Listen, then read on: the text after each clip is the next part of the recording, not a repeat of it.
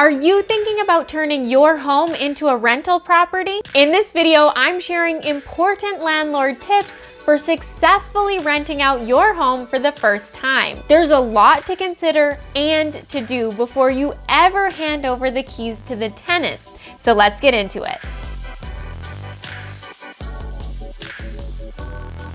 If this is your first time here, welcome. If you've been here before, thank you so much for coming back and for spending your time with me. My name is Lindsay, and I'm proud to be your Anthem, Arizona realtor with the Wise Move AZ team at Realty One Group. On this channel, we have a lot of fun talking about all things Anthem and real estate every single Thursday, and we absolutely love having you along for the ride. There are so many reasons why you might consider converting your home into a rental. You may be purchasing a new home and have the ability to keep your current home as an income property. You may not need your home for a year or more because of work, travel, or other opportunities, and you don't want to see it sit empty. Whatever the reason, you want to know if you can successfully rent out your home. In this video, I'm talking about converting your home into a long-term rental. I won't be touching on converting your home into an Airbnb or the viability of taking in roommates while you still live in the home. That's a totally different kettle of fish. We're talking about renting out your whole home, condo, or apartment for the foreseeable future. Renting properties can be a great source of income. We've all heard the quotes like, landlords grow rich in their sleep.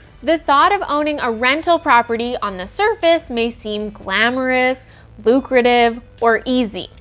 The truth is, it's a business. Like any business, it can succeed or fail for so many different reasons, from supply and demand to the way it's run, and anything in between. Renting property isn't a slam dunk or some get-rich-quick scheme. Adding a rental property to your portfolio can be a great way to diversify, but it isn't risk-free. I want you to approach this decision with the professionalism it deserves, and I hope that this video gives you the tools to do just that. So let's jump in.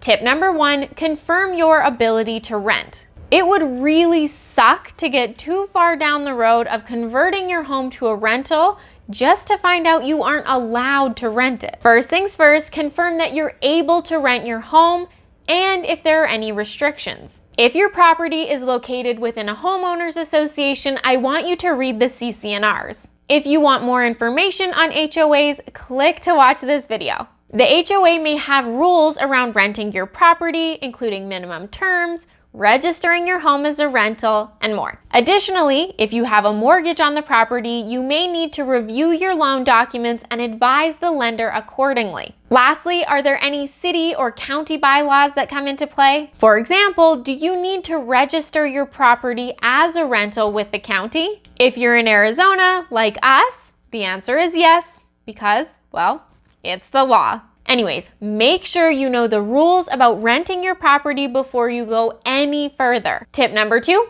build your team. All right, now that you know you can rent your home, let's talk about building your team. If this will be your first foray into being a landlord and you have limited experience in property management, I definitely recommend that you consider enlisting the help of some professionals. You'll want to consider consulting the following: a real estate agent, a lawyer, an accountant, a handyman, and a property manager. It's important that you're working with people you trust to protect your best interest. A real estate agent will be able to give you a good indication of what the home can rent for in the current market, how long it will take, and will have ideas on what you can do to make your home stand out among the competition. Here in Arizona, as realtors, we can also draft the lease and accompanying documents to protect your best interest. If you would like to view a sample copy of the Arizona Association of Realtors lease, click the link in the description box below. Your real estate agent can also take care of things like marketing the property, scheduling showings, and more. Make sure you ask questions and understand what services they provide. You may want to enlist the help of a lawyer if you want to draft your own lease or if you want to have them review the standard form lease. You may also want to talk to them about whether the rental property should be held in your name, in a trust or as its own entity. You want to weigh out the costs and the liability of renting your home in detail. An accountant will help you to understand the tax implications of owning a rental property. Will the rental income push you into a new tax bracket? Do you need to file a separate tax return? And so much more. If you're not all that handy around the house, you may want to make friends with a local handyman and other home service providers. Things will inevitably go wrong with the house, and when you have a tenant in there, you want to have someone you can rely on to make those repairs quickly and affordably. When our rental property flooded on the Sunday night of a long weekend, we were so grateful that we had the name of an awesome plumber to call on to fix it. Property managers may or may not be something you want to entertain. Personally, we don't use a property manager at our rental. We're close by and we have the time and ability to deal with issues when they come up.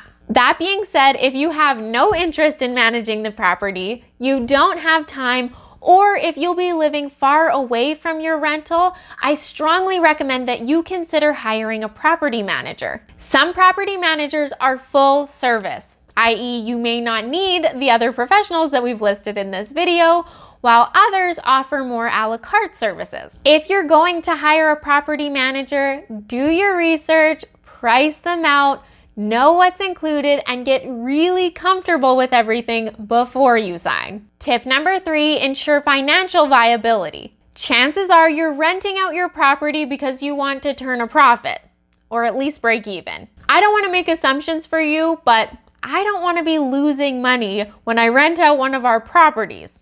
Just saying. If you've enlisted the help of a real estate agent and an accountant, they'll be able to help you with estimating your income and expenses. If you're going it alone or you just prefer to do the math yourself, you'll need to put together estimates for the following: expected income, mortgage payments, property taxes, maintenance, insurance, and vacancy. I like to draw up a 5-year projection. Don't forget to make adjustments for increases in things like insurance, but also for the fact that you may be able to charge more in rent over time. Personally, I like to draw up a spreadsheet that shows the net operating income, the cap rate, and the cash on cash return. These stats can help you to compare the return on the rental to things like mutual funds, for example. I was thinking I would run through how I build my spreadsheet and run my calculations in this video, but it's already getting a little longer than I anticipated. If you would like me to tackle that in a future video, let me know in the comments and we will definitely get it added to the list. Anyways, the goal is to get really comfortable with your numbers and the anticipated return. Do you feel like you're making enough to justify the work? If yes, keep going. Tip number 4, get your home ready. Now that you've verified the viability of your rental, it's time to get your home ready. Personally, I want to hand over a home that looks well cared for to my tenants. This way, they're more likely to show respect for the space. If you hand over the keys to a home that's in disrepair, it's not likely that they're going to show the same level of care. We did a whole video on getting your home ready to sell in 30 days or less, and you can click to watch that in the cards. While you aren't getting your home ready to sell, the process of getting your home ready to rent has a lot of similarities. You want it to show in the best possible light so that it will be rented quickly and for top dollar. If there are repairs you've been ignoring, make them now. If you patched the wall in the guest bedroom but never got around to painting it, now is the time. I also want you to have the major systems like the HVAC and the roof inspected before the tenant arrives. Also, this is probably stating the obvious, but the tenant can't move in if the house is still full of your stuff. So make sure you are completely out before the start of the lease. Did I mention cleaning? I recommend having your home professionally and thoroughly cleaned before renting it. If you have a pool, I want you to do some research or talk to your lawyer about the liability. There may be laws in place that require you to put up pool fencing or take other safety measures. Even if it isn't the law, you might want to consider it. You don't want to be responsible for a child drowning in your pool.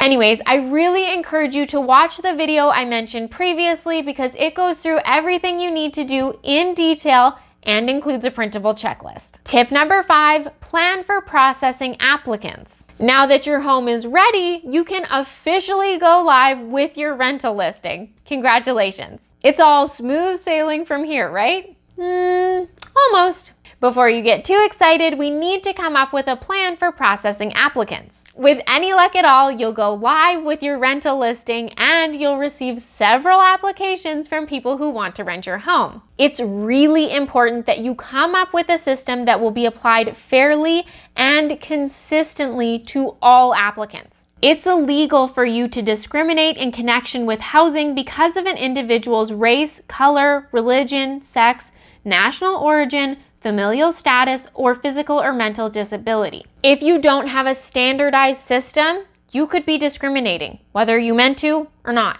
If you're working with a realtor, come up with your system before you even go live with the listing. My recommendation is that you have all interested parties fill out an application for occupancy, followed by completing a background check by a qualified third party. If you do receive multiple applicants, how will you decide between them? My recommendation is usually to proceed on a first come, first served basis, i.e., the first person to successfully and satisfactorily complete all the steps rents the home. I also recommend that you draw up sample lease documents for potential tenants to review beforehand. The lease documents need to be clear about what's included in the rent, what isn't, and who is responsible for what. For example, are any utilities included? Is the tenant responsible for landscaping? Who takes care of pest control? Will the tenants have access to the community amenities? If so, is there an additional charge? The more you can prepare before you start receiving tenant applications, the better. Once you start to receive applications, things move quickly. If you haven't done your prep work or research beforehand, it can be overwhelming. Take your time and put in the effort up front.